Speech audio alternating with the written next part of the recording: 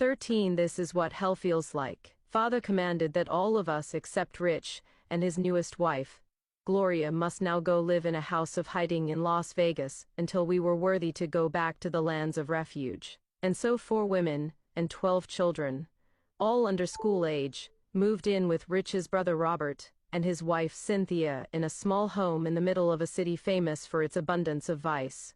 There were 4 bedrooms. Robert and Cynthia had the largest, and the rest of us shared the other 3. In the name of making us wives get along, Rich put Molly and me with my girls in one room, Susan and Trish in another room with the boys, and all the other girls in the third. The yard was even smaller than the house, but it didn't really matter because we had been told to stay inside and out of sight. In our church dresses, we would stand out, and Father insisted that no one could know we were there. It seemed odd that Father would have us live in what he considered the wickedest city in the world, but I know that he believed no one would find us there. One exception to our seclusion came on the 4th of July. I will say one thing for Las Vegas: they know how to put on a fireworks show. There was a big park behind our house, and that night, not long after we arrived, we stood in the backyard and watched an amazing display. It was the first time the children had seen fireworks at all, and they were concurrently terrified and in awe. Some of them cried in fear,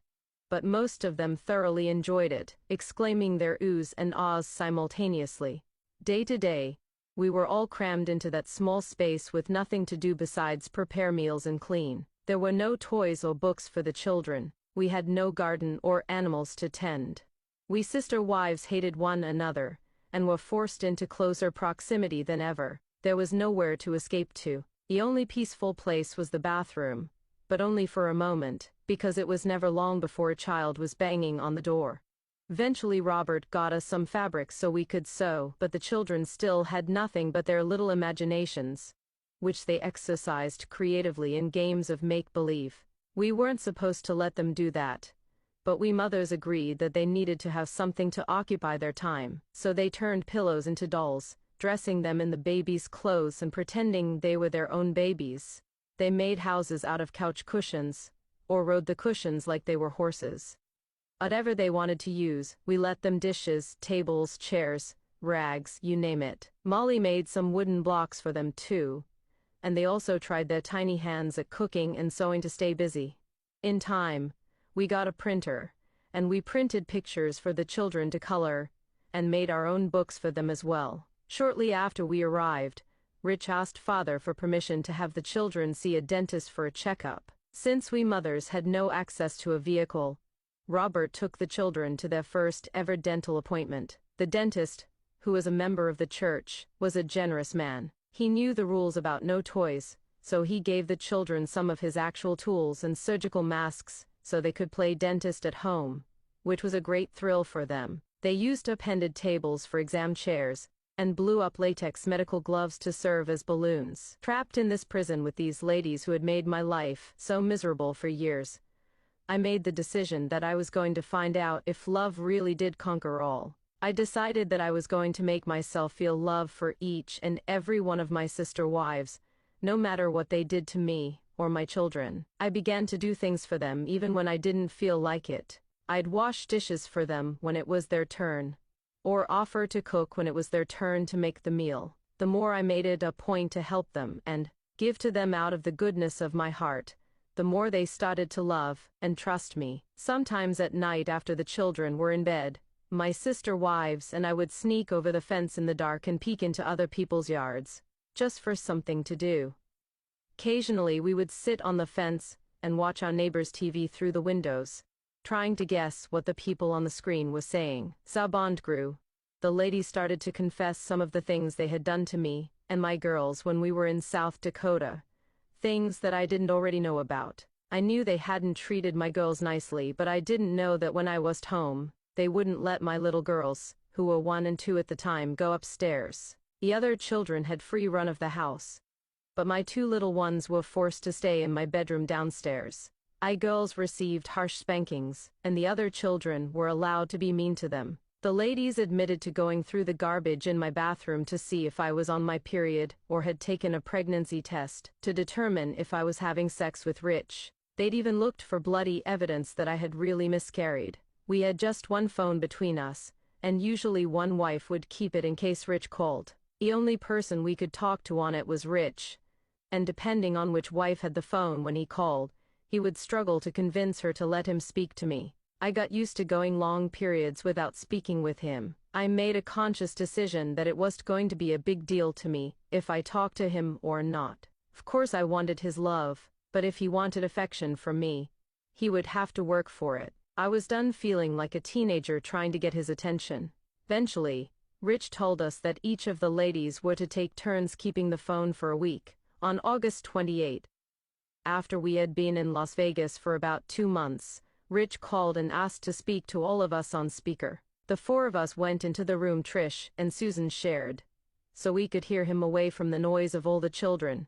"Uncle Warren has been arrested," Rich said. For a moment, it was like the vacuum that comes right after an enormous explosion and sucks up all the air. We had known for a couple of years that the world was out to get Father, and that's why he was on the road so much. But Father had also told us many times that God would protect him, so that he could perform the work of the Lord. Just about everyone in the church was certain he couldn't be caught. When Father was caught, it was via a simple traffic stop outside Vegas, not that far from our house of hiding. A trooper from the Nevada Department of Public Safety pulled over the SUV. He was writing in for having paper license plates instead of proper metal ones. In the car with him were Uncle Isaac, who was driving, and Mother Naomi. Father was in the back seat. At first Father lied about who he was, but the trooper, Eddie Dutchover, recognized Father from his wanted poster, and Father was taken to the Clark County Detention Center and held without bail pending extradition to either Arizona or Utah. "You ladies must pray for the prophet's deliverance," Rich said. Father had taught the people that if the prophet was persecuted, it proved that ours was the true church. The world didn't like our religion, but then, the world was wicked. The state of Utah had changed the age of consent for marriage specifically so they could put Father in prison. We were told not just by Father, but by the people around him.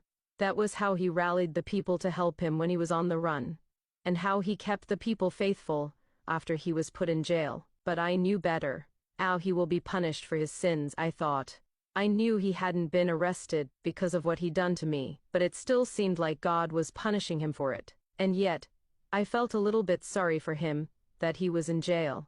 And then it hit me. The church came to a standstill. The people were used to being told what to do in every aspect of their lives, and many would do nothing until Father gave instructions. I prayed. Even though my faith in my Father as God's servant on earth had wavered, I prayed to God as my personal friend. It was comforting to my soul, and I believed that somehow, some way, God would cause Father to communicate to Rich and tell him to get his family out of this house of hiding. Even if Father had done wrong, and even if Father didn't really talk to God or receive his word, I believed God could at least make Father want to send me back to South Dakota. Rich was going to do anything until Father told him to, however, that was clear. I yearned for a time when the children could run around out in the sunshine again, or feel rain on their faces, or see a rainbow in the sky, or watch a bug crawl through the grass. It was unhealthy for them to be stuck inside that little house all day. Every once in a while, 1 or 2 of the children would sneak out into the yard, but Robert or Cynthia would inevitably hear them through the window and yell at them to come back inside. At fall, Rich asked his brother David to allow me to use his clavinova piano, because Rich wanted me to learn to compose my own music for the family. He knew we were stuck in a house with a dozen bored preschoolers. I was so grateful to have something to do that I enjoyed. Learning to compose was challenging, but it was fun to make up the songs and teach them to the children. By Rich's birthday in January, I had a full program of songs for the children to sing for him, which I recorded and sent to him. As winter came and flu season arrived, the children got sick often, and so did the adults. In such tight quarters, we passed around the same bugs over and over. We figured out natural home remedies to see us through. Onions, garlic, and citrus fruit were essential. It crossed my mind that Father had more freedom in actual prison than we did in this prison he'd put us in. I grew to hate Las Vegas, and I vowed never to let myself get angry or upset again so that I would never be punished like this again. I learned to value patience to endure and survive in difficult situations. Patience was strength. I recognized my own weakness, so that I could be kinder and more forgiving to those I felt had hurt me. It was the one positive that came out of this trial. In January 2007, father, who had been extradited to Utah to await trial on 2 counts of rape by accomplice, confessed to several family members by phone and in video recordings that he was a wicked man and not the prophet. Father's brothers and wives did not believe him. They were convinced that he had been drugged at the prison, because the prophet would never say such things. A few days later, father tried to kill himself, first by hanging himself in his cell, then by slamming his head against the cell wall. We didn't know these things at the time. All we were told was that he was suffering, and I admit, my heart ached a little when I heard, even after everything he had done to me, even though I knew he had done wicked things, he was still my father, and I had loved him, and I believed he loved me, at least to a degree. The prison doctors treated him for depression, and a few weeks later, when he felt better, he took back everything he had confessed. It had just been a spiritual test, father said. Uncle Nephi managed father's communication with members of the family, arranging phone calls and visits at the prison. Even behind bars, father was still very much in charge, using his brothers to do his bidding. In April 2007, Nephi relayed a message to Rich that he should drive down from South Dakota to I-17 in Texas so father could speak to him. Afterward, Rich called us from the road. He was on his way to Las Vegas. "The prophet wants me to get the children," he said. For some reason, I had a feeling that was the whole story. Rich called back a few hours later to speak to me. "Rachel, I'm going to get you too. Are you surprised? I knew I was coming with you."